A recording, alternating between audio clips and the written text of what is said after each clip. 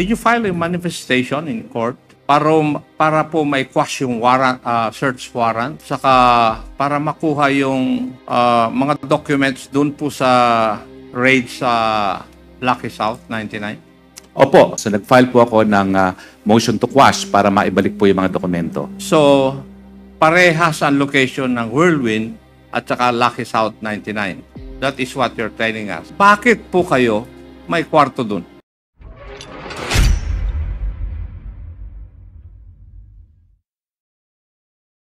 Yes, Chairman Akop. I was about to give my time to the Honorable Abante kasi meron lang daw siyang tatanungin sa kapulisan.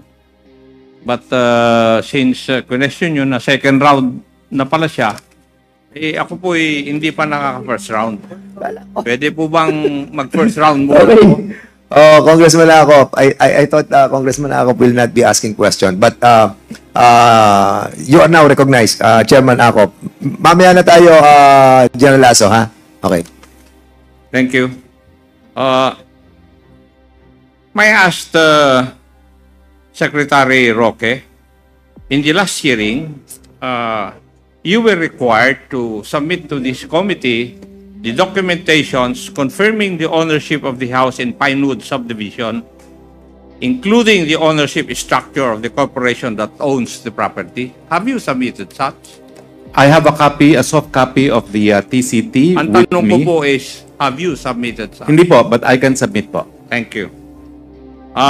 Do you also, have you already submitted a copy of the lease contract between Yun Wan and your wife, Madam Myla Roque? Yes, Your Honor. Submitted already? Submitted Consent? already, Your Honor. Thank you. Have you already submitted the articles of incorporation and other relevant documents for PH2 Corporation, the corporation, as you have stated, that owns the house in Pinewood subdivision? Your Honor, in the last meeting, Congressman Paduano said that it should be the SEC that should furnish this committee with those articles. That's what the Honorable Paduano said. That's not what I said. Nope. Well, I haven't submitted, Your Honor, but I was on the assumption that the SEC will bring it here. But that will be no problem. I can submit it, Your Honor. Thank you.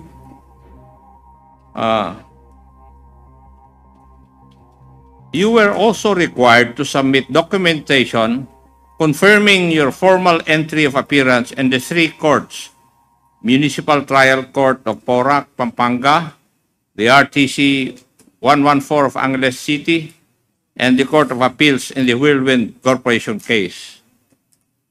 Has this been complied? Mr. Chair, it has been complied. It has been complied. Yes, Your Honor. Now, may I know, Secretary Roque, when did Whirlwind Corporation get you as their lawyer? Formally for the ejectment case in the month of August of 2023, Your Honor. 2023. So in other words, it's because of the ejectment case. Yes, Your Honor. Did you know that in the past, before you were taken as counsel, your friend, Miss Catherine Cassandra Ong, was part of Whirlwind Corporation and later on was also part of Lucky South 99? I knew, Your Honor, that she was part of Whirlwind, and after our meeting with PAGCOR, she became representative of Lucky South for PAGCOR as well. So, kayo po ay isang abogado. Ano po yung conclusion nyo ron? Ang conclusion ko po, kilala ko siya bilang empleyada talaga ng Whirlwind. Kasi, matagal ko na po... Alam nyo rin po na empleyado rin siya ng Lucky South. Hindi naman po, kasi nung nag-meeting po kami, dun lang siya naging representative ng Lucky South. At ang alam ko nga, hindi ka naman kinakailangan maging stockholder or officer ng licensee para maging representative, gaya po nung pinalitan niya na si Dennis Cunanan, na hindi naman po officer at hindi rin po stockholder ng Lucky South. So, you're not aware of the sublease agreements between Whirlwind Corporation and Lucky South 99, and there were 2 sublease agreements. Are you not aware of this? Hindi po, nung nag-file po kami ng entry of appearance sa ejectment, kasi ang kaso po na ejectment ay sa panig po ng mga cruise at sa panig ng Whirlwind. So ang nagkakasuhan po ay cruise and Whirlwind, hindi naman po kasama sa kaso ang Lucky South. So yung kasong hinawakan ko lang po is kaso ng cruise at ng Whirlwind. Yeah. Did you file a manifestation in court para po may quash yung warrant, search warrant, at saka para makuha yung mga documents dun po sa raid sa Lucky South 99?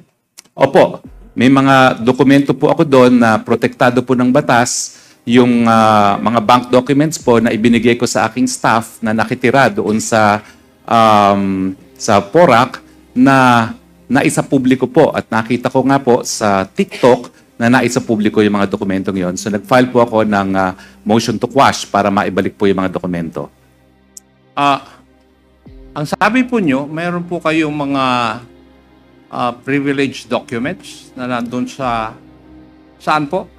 Doon po sa renade na lugar sa Porac. Saan po specifically? Doon sa place ng Pogo Hub. Doon po sa Bakit? pag-aari ng Whirlwind po. So, parehas ang location ng Whirlwind at saka Lucky South 99.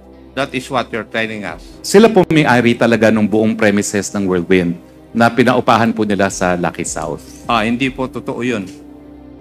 Kasi ang may-ari ng lugar talaga ay yung mga cruise. Yung lupa po. Close friend ni Roslyn. Mr. Chairman, yung lupa po, pero yung buildings po, Yeah, I know. sila nagtayo po. Technicality na lang yun, attorney. Pero bakit po kayo may kwarto dun? Hindi po ako may kwarto doon. Sino yung naging empleyado ko po na nag-aaral po sa isang aviation school sa Clark. Bakit po siya nandun? Empleyado po ninyo. Ex-employee ko po. Dahil nag-aaral po siya sa aviation school. Ex na pala. Ex na po. Attorney, ex. Opo, ex. Pero bakit nandun pa yung dokumento mo sa kanyang kwarto? Well, unang-una po kasi, yung dokumento po has something to do with the travel to Ukraine. May gera po kasi sa Ukraine at naanyayahan ako ng gobyerno ng Ukraine na sumapi sa isang peace conference. At minabuti ko naman dahil may gera nga doon na dapat meron akong kasama. So nagkaroon po ng pagpapalit ng plano, ura-urada, sinabi ko doon sa dati kong empleyado, umatras yung 2 kausap ko na dapat kasama ko, subukan nating ihabol ang papeles mo. At nahihabol naman po dahil ang pagpasok sa Ukraine via Poland at binigyan naman po kami ng expedited visa ng Poland at ang visa naman po sa Ukraine ay binigay ng Ukrainian government. So kaya po nandun yun, kinakailangan ko magbigay ng affidavit of support. At dahil nakitira po doon yung aking ex-employee, doon po nahanap yung dokumentong yon. Kailan po nawala na empleyado nyo yung tao po na yun? Well, Marso of 2023, wala na po siya. Pero sa Malacanang po, kasama ko yan.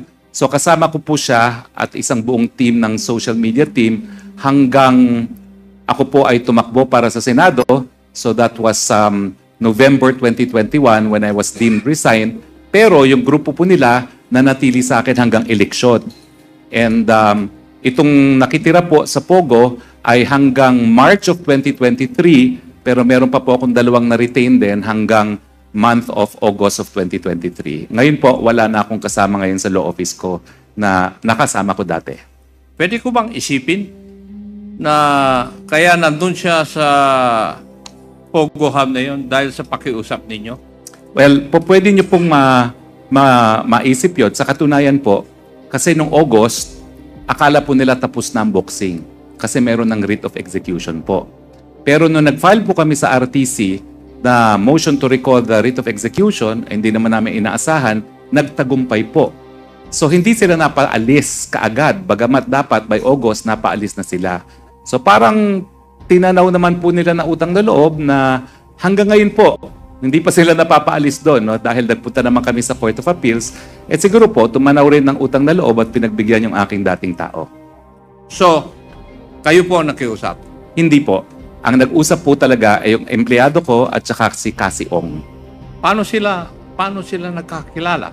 Well, nagpulong po kami matapos pong isang pagbibista dyan po So, sa... kayo po ang nagpakilala. Ako po nagpakilala. Yes. Ako nagpakilala. Thank you. Mr. Chair, may I go to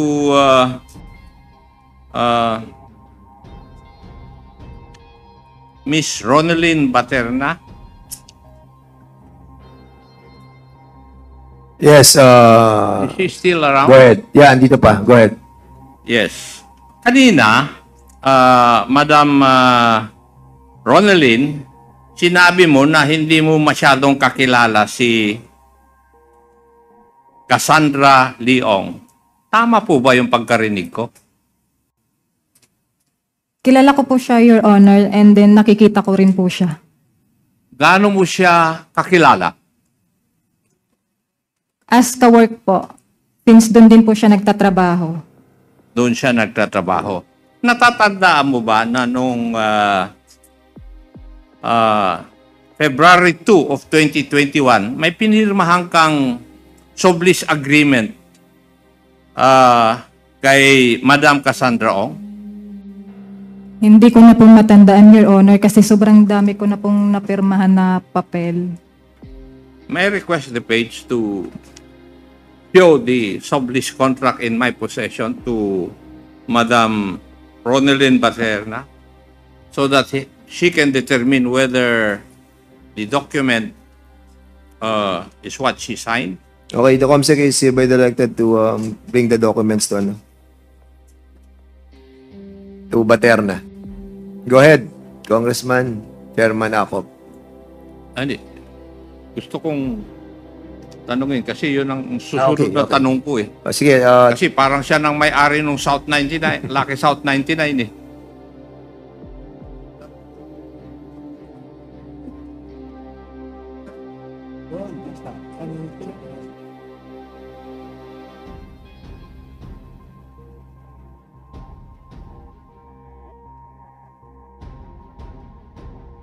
Madam Ronelyn, pirma po niyo ito. Apo. Natatandaan po ninyo na pinirmahan niyo itong sublease contract na ito. Apo. At ang nakalagay dito, it's this sublease agreement executed and entered into by and between Whirlwind Corporation as the sublessor and Lucky South 99 Outsourcing Incorporated as the sublessee. You were, in this document, kayo po ang nagre-represent sa Lucky South 99 Outsourcing Incorporated. Tama po ba? Sa totoo po niyan, Your Honor, Sagutin mo lang po yung tanong ko, tama po ba yung sinabi ko?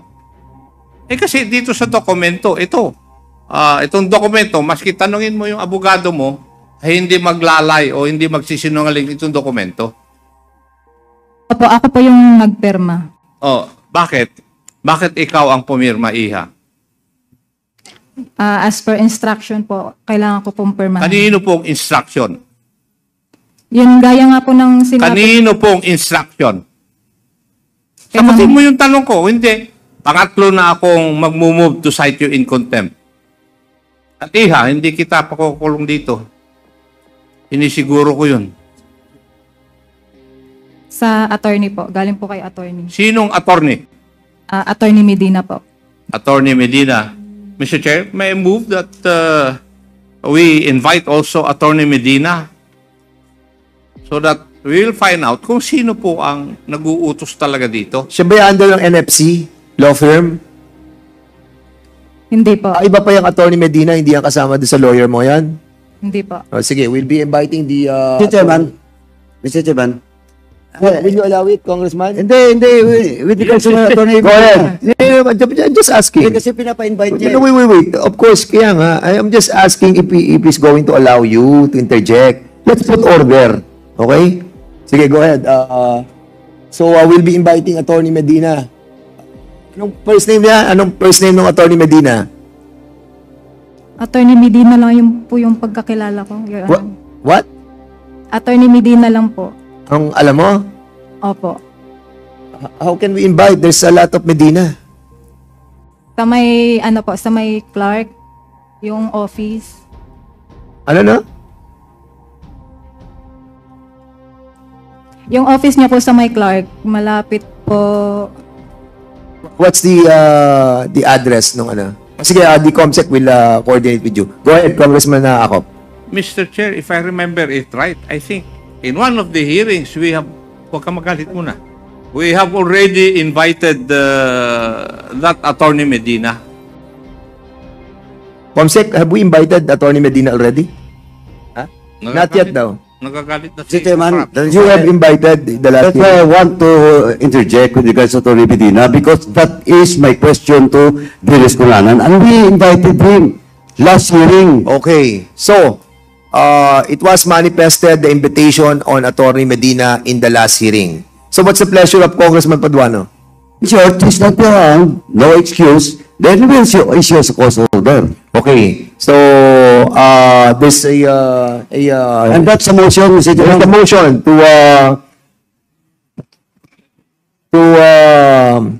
issue a show cause order to this person, Attorney Medina, which we have invited in the last hearing and never wala siyang communication with us. So, any second the motion? There's a second the motion. Any objection? Hearing none, the said motion is now approved. Go ahead, Congressman Akop. Thank you, Mr. Chair.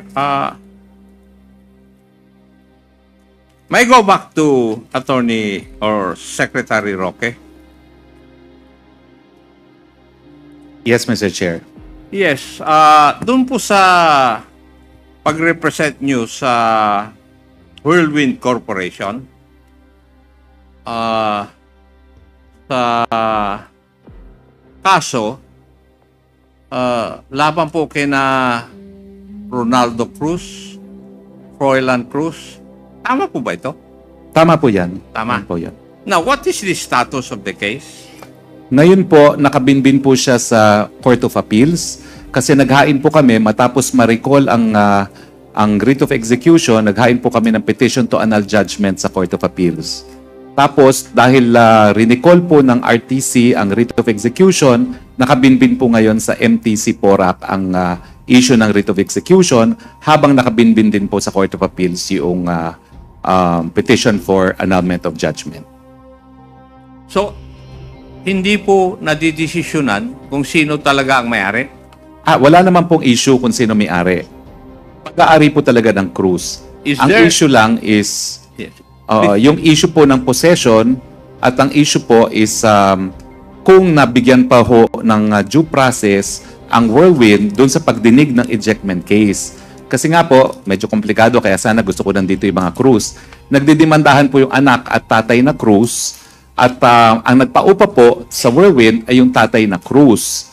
At it so happen na ang registered owners pala ng lupa ay ang mga anak ng Cruz pero minimaintain naman ni tatay na Cruz na hindi naman sila nagpundar nun. But in any case, dahil ang mga anak po ang registered owner, sila po nagdemanda. Now, ang version po ng Whirlwind, hindi nila alam na nagdemanda ang mga anak ni Cruz dahil ang summons tinanggap ni tatay na Cruz at siya ang kumuha ng abogado para mag-appear for Whirlwind. Nung una po, nanalo yung abogado at na-dismiss ang kaso for ejectment sa MTC, pero nung na-appeal po sa RTC, na-reverse at yun nga po, nagkaroon ng writ of execution. At doon na po kami pumasok na meron ng writ of execution sa RTC. Are you aware of the decision of the Court of Appeals? Meron decision po pero nagsahain po kami ng motion for reconsideration. Ano po yung decision ng Court of Appeals? Yung Court of Appeals decision po, natalo kami doon sa petition for annulment of judgment, pero may pending motion for reconsideration po kami. Ang sabi ng Korte Suprema, ng Court of Appeals, hindi po pwedeng annulment of judgment kasi nga ang nangyari, matapos magkaroon ng writ of execution, nagkaroon daw ng compromise agreement na pinasok naman ng Whirlwind. At dahil pumasok sila doon sa kasunduan na yon, ay hindi masasabi, parang na-cure yung defect doon sa hindi naman sila nabigyan ng pagkakataon na depensa ng sarili nila. At naniniwala po kami on an issue of law, kung mapapatunayan talaga na hindi sila binigyan ng pagkakataon na madinig ng hukuman, dapat talaga null and void yung decision. At lahat po ng compromise agreement na ipinasok sang-ayon sa isang null and void na decision ay null and void din. Yun po yung nakasaad sa aming motion for reconsideration. Thank you. Mr. Chair, may I move that we re-invite the Cruz family in the next hearing? So move, Mr. Chair. Yes, okay. There's a motion to invite the Cruz family. This will be the second time that we have invited them, but they have written us a letter of excuse. Have you seen the letter of excuse, Congressman? Okay. So, any second the motion? This duly seconded. Any objection? Hearing none, the said motion is now approved. Thank you, Mr. Chair. I will my questions will be asked when the Cruz family will honor our invitation. Marami pong salamat. Thank you. Mr. Chair, may I like to manifest also that I'm now submitting a copy of the transfer certificate of title electronically to the committee secretary. Okay, thank you so much, Secretary Roque. A while ago, I was about to ask the PIDEA. Kasi may tanong ako sa PIDEA about doon sa... Have you encountered yung RMCE Metal Products Trading Company? Are you familiar with this, with this company? Wherein the accounts of Alice Go went to this company. No, Your Honor. No, okay. Andito ba ang AMLAC? AMLAC, please. Yan, AMLAC.